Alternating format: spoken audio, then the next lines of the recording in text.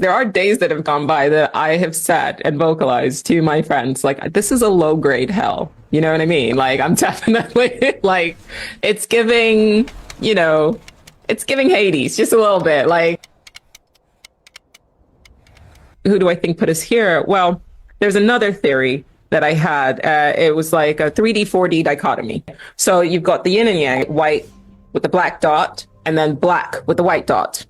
Balance. So my philosophy was that black around, that's dark matter, and then the white dot is visible matter. And they say only 5% of what's in this reality is visible matter. And I think that describes the third dimension. Then the polarity of it is the fourth dimension.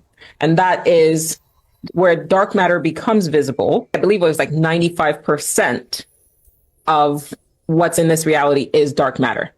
And so my idea is that everything has to exist in balance. What if dark matter isn't empty?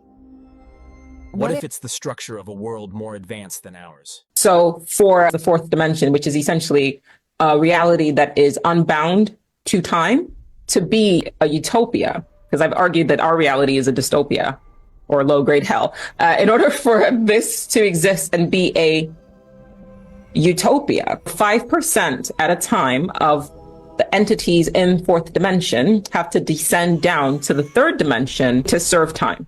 We literally and figuratively are serving time, but also in the sense of when you go to prison, you are said to serve time. And then we're here sort of caught up in this dimension and we are bound to time. So I always just think it's interesting that somebody gets sentenced to like life in prison plus like 100 years. And I'm like, what is happening there? Whatever. But I'd like to play with that. So I think that for there to be a balance, every entity in this fourth dimension utopia has to descend down to 3D and vibrate in this sort of low vibrational state and serve as a human being for however long you're supposed to exist in this reality, if be it 30 years or 80, but you're serving time. And by suffering here, you allow for there to be happiness there. And so it literally is like a cycling out, sort of process that occurs. And you get breaks. Like when you go to sleep, you do take a break, you ascend. But most people who've had near-death experiences have reported like not wanting to come back here. They see their life happening very quickly. So that tells me that they're ascending into a reality where time flows differently than it does here. If it flows at all, they're perceiving time in a different way.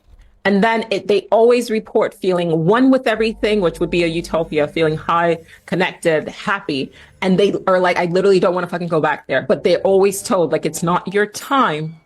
You have to go back. And then they have to go back. What?